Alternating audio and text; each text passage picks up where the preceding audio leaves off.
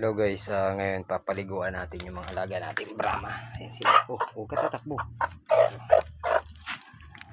Papaliguan natin sila ng wash out para matanggal yung kanilang mga kuto-kuto. Kasi may mga kuto-kuto yan. Ayan.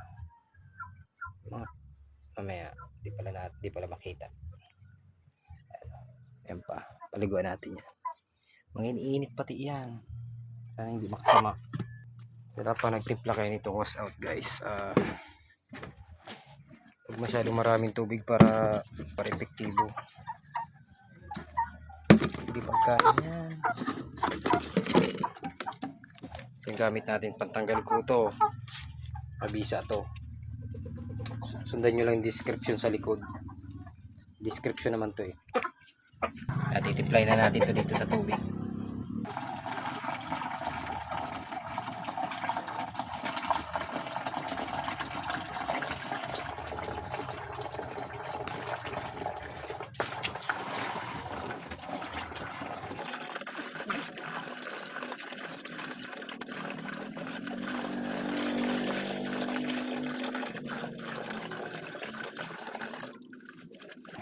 Hindi natin pinuno hanggang dito lang yan. Hanggang dito lang taas yan. Ayan, lalagay natin yung buo.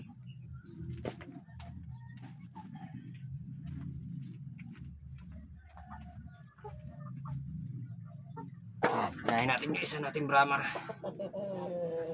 Yan ang kuto kasi niya no. Makikita nyo yung parang lisa. Yan o.